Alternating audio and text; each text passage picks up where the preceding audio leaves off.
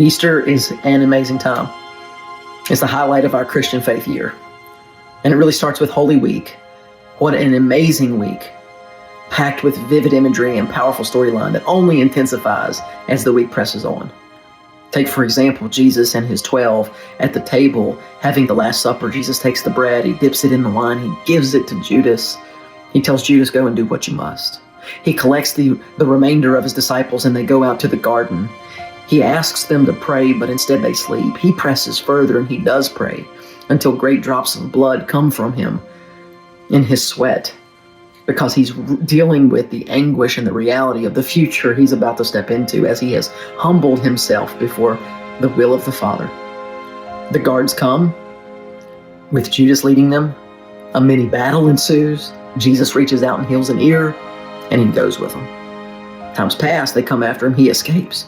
This time, he goes with them, and they take him to the great high priest's house, to Caiaphas' house. Back in October 2022, I got the opportunity to go to the Holy Land, to be where Jesus was. And I got to walk on the streets of Old City Jerusalem, and I got to go to Caiaphas' house. As we rolled onto that site, the first thing you notice is there's a courtyard where no doubt that's where Peter would have been warming his hands by the fire and denying Jesus. And then we went into Caiaphas' house, and we didn't go into the main living quarters. No, we went straight to the basement. And in the basement of the great high priest's house, the primo of religious leaders, the man in the earth who was closest to God, in his basement was a beating post and a prison. And that feels a whole lot like religion to me, like a beating post and a prison. And it's not meant to be that way. Faith in Jesus, relationship with Jesus, this faith of ours is not meant to be that way. And it was moving to see it. No doubt that night Jesus visited that beating post. And he walked past that prison because they didn't keep him there. The next morning they would send him to Pilate. So where did they keep Jesus?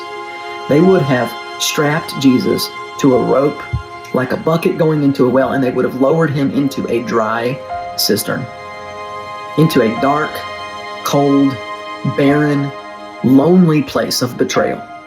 And he would have stayed there that night. And the emotions and sentiments that we read in Psalm 88 would be the emotions and the sentiments exclaimed by Jesus in prayer to the Father. Psalm 88. O Lord, God of my salvation, I cry out to you by day, I come to you at night. Now hear my prayer, listen to my cry, for my life is full of troubles and death draws near. I am as good as dead, like a strong man with no strength left. They've left me among the dead, and I lie here like a corpse in a grave. I'm forgotten, cut off from your care. You've thrown me into the lowest pit, into the darkest depths. Your anger and wrath weighs me down. With wave after wave, you've engulfed me. You've driven my friends away by making me repulsive to them, and I'm in a trap with no way of escape. My eyes are blinded by my own tears.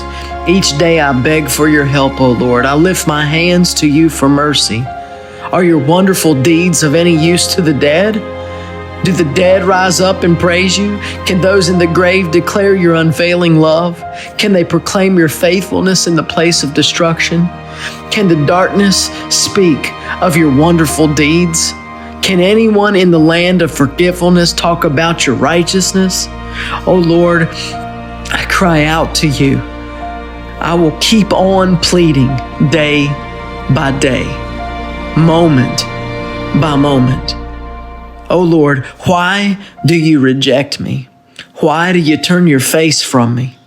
I've been sick and close to death since my youth. I stand helpless and desperate before your terrors. Your fierce wrath has overwhelmed me. Your terrors have paralyzed me. They swirl around me like floodwaters all day long. They've engulfed me completely. You've taken away my companions and loved ones. Darkness is my closest friend.